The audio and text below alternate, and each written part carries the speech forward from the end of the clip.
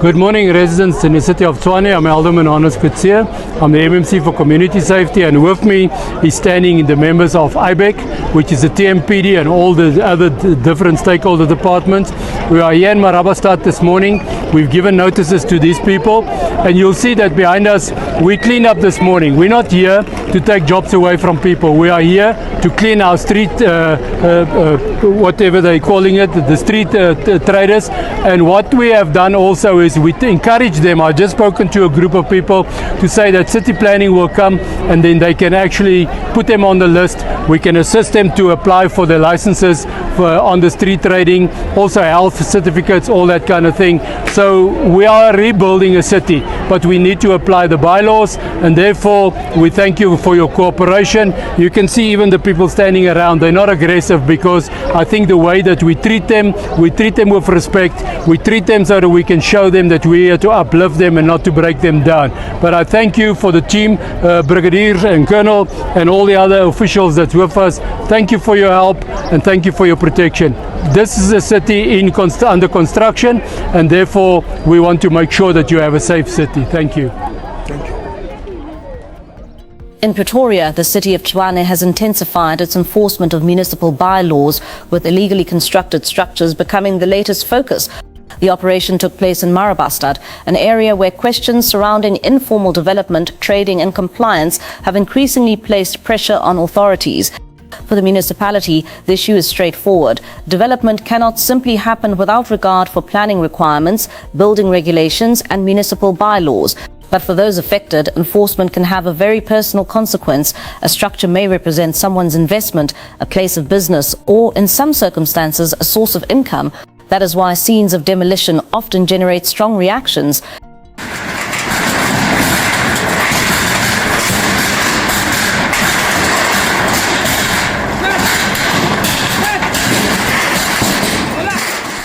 The city of Tshwane says the structures were illegally built and therefore subject to enforcement action. The operation forms part of broader municipal efforts to ensure compliance with the city's rules governing construction, land use and public spaces. But the municipality's approach is not limited to demolition. Officials have also stressed the importance of educating traders and assisting them to understand the requirements for operating legally. Because there is an important distinction between enforcement without explanation and enforcement combined with education. A city can tell someone that they are breaking a bylaw, but if that same city can also explain how the person can become compliant, obtain the necessary license and continue operating legally, then enforcement becomes more than punishment. It becomes part of building a functioning economy, and that is precisely the message coming from Tshwane officials. Tshwane officials have emphasized that strict enforcement of municipal bylaws does not mean that the city is opposed to informal trading or small businesses. Instead, authorities say they are also working to educate and assist street traders with the process of applying for the relevant licenses and permits. The broader objective, according to the city, is to create an environment where economic activity and job creation can grow, while ensuring that businesses operate within the law.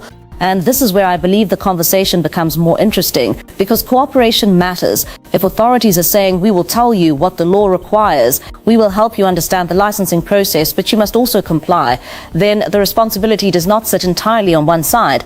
Government has a responsibility to educate, communicate and enforce fairly, but businesses and traders also have a responsibility to listen, adapt and operate within the law. You cannot demand economic freedom while completely rejecting the rules that make economic activity safe and sustainable. At the same time, enforcement must not become an excuse to push vulnerable people further into hardship. There must be a pathway towards compliance. There must be consistency. There must be transparency. And there must be an opportunity, where legally possible, for people to correct violations. But there are certain areas where the argument becomes much more serious. And one of them is food safety, because if someone violates a planning regulation, the consequences may involve a building or a trading permit.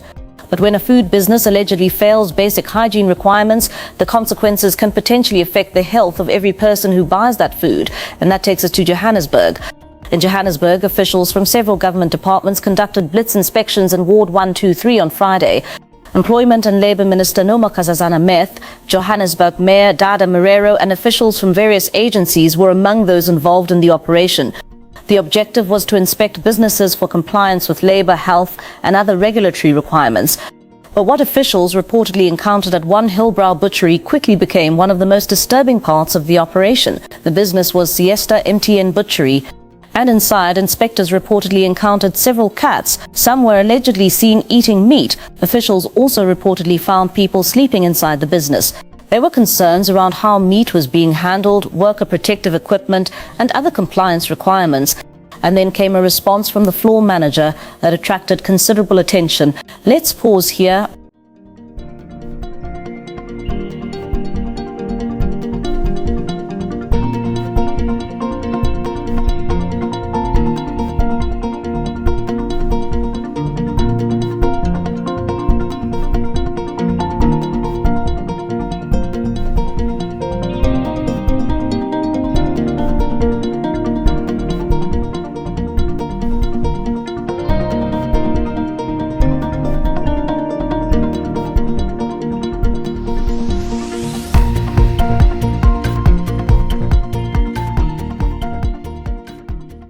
According to the account of the inspection, several cats were found roaming around the premises, with some reportedly eating meat. The floor manager allegedly told inspectors that the cats came from a neighboring property and that he could not prevent them from entering. He reportedly said he was not the cat police. The floor manager also allegedly indicated that he was unaware that meat produced at the premises required expiry dates. Officials reportedly found people sleeping inside the business, including a bedroom on the premises. Inspectors also raised concerns about meat being handled on the floor and workers allegedly operating without appropriate protective equipment. Johannesburg authorities subsequently closed the butchery following the inspection. Employment and Labour Minister Nkosazana Meth described the findings as concerning, particularly the presence of animals and people sleeping in an environment where food was being sold. The inspection later continued at Boxer in the Central Park shopping centre near the MTN taxi rank. There, officials reportedly found workers taking tea breaks in a canteen. Employees said they worked 8-hour shifts, received 1-hour lunch breaks, were registered for UI5 and earned salaries in line with the National Minimum Wage Act. Minister Meth said the department's approach was to educate, empower, inspect and enforce. She stressed that receiving a prohibition or contravention notice did not automatically mean permanent closure. However, repeated contraventions could ultimately result in prosecution. The minister also rejected claims that South Africa lacks job seekers, saying the department's database contains more than 7 million economically active South Africans seeking work. Now, let's talk about what we have just seen, because there are certain things that should simply never become normal. A cat walking into a food premises is one thing. Several cats freely roaming around a butchery, with some reportedly eating meat, is an entirely different matter. And the explanation that the cats came from a neighboring property raises another question: what systems were in place to prevent them from entering? Because ultimately the responsibility of maintaining a hygienic food handling environment rests with the business. The customer should not have to worry about whether the meat they are buying has been exposed to animals. They should not have to investigate whether meat was handled on the floor. They should not have to ask whether workers had appropriate protective equipment. And they certainly should not have to wonder whether the premises being used to prepare their food is simultaneously being used as someone's bedroom. This is why compliance is not merely bureaucratic paperwork. Compliance can be the difference between a safe environment and a public health risk. And this is where I would be careful about describing what happened as deliberate health sabotage. We can speak strongly about negligence, poor hygiene, inadequate controls, and serious public health concerns based on what inspectors reportedly found. But deliberate sabotage would require evidence of deliberate intent. The facts already presented are serious enough. There is no need to exaggerate them. Then there is the discovery of a bedroom inside the business. That detail deserves attention because it illustrates how boundaries between commercial premises and living spaces can become blurred. Food businesses require controlled environments. Sleeping areas, food preparation areas, and animal access should not simply overlap without proper controls. The issue is not about judging the person who may have been sleeping there. The issue is about whether the premises were being used in a manner consistent with health and safety requirements. And this is exactly where inspections become important.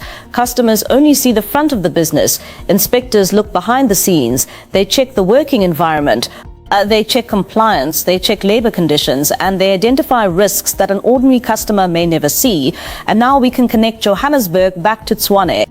In Tshwane, authorities said the law must be followed. In Johannesburg, inspectors effectively demonstrated why that principle matters. Because rules are not created simply to inconvenience people. Building regulations exist for safety. Trading licenses help municipalities regulate economic activity. Labor regulations exist to protect workers. Food safety regulations exist to protect consumers. And public health standards exist because the consequences of failure can extend far beyond the business itself. But there is also something encouraging in what Minister Meth said. Educate, empower, inspect, enforce. That is a much more complete approach. Education without enforcement can become meaningless. Enforcement without education can become oppressive. But education, empowerment, inspection, and fair enforcement can create a system where people understand the rules and are given an opportunity to comply, while repeated or serious violations face consequences. That is the balance we should be looking for.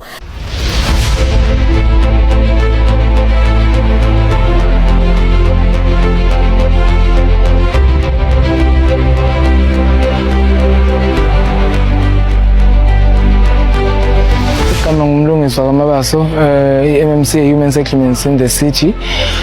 Today sise Lufering extension 11. La khona besenze allocation of 163 houses that have been completed. So siyabonga nje ukuthi finally we've started the allocations la. Ngicabanga ukuthi umphakathi wase Soweto and the neighboring community they are well aware ukuthi besinezindlu la since 2020 ezakhandwa zangaphela because of infrastructure issues ayekhona la. Engicabanga ukuthi ke siwazile ke ukwa resolve as much as singakawa finalize onke ama issues akhona because sisadile ne issue yokukhanda ama reservoirs ne issue ye alternative energy ezokwazi ukenergize wonke lama units lawa, but ke we are happy ukuthi finally at least a portion of these houses that have been incomplete for quite some time have been completed. So this is one of the city's mega developments, ring fence funding yayo. So working together with the provincial government for funding a top structure, we have been able to successfully complete lama units that have been incomplete for quite some time.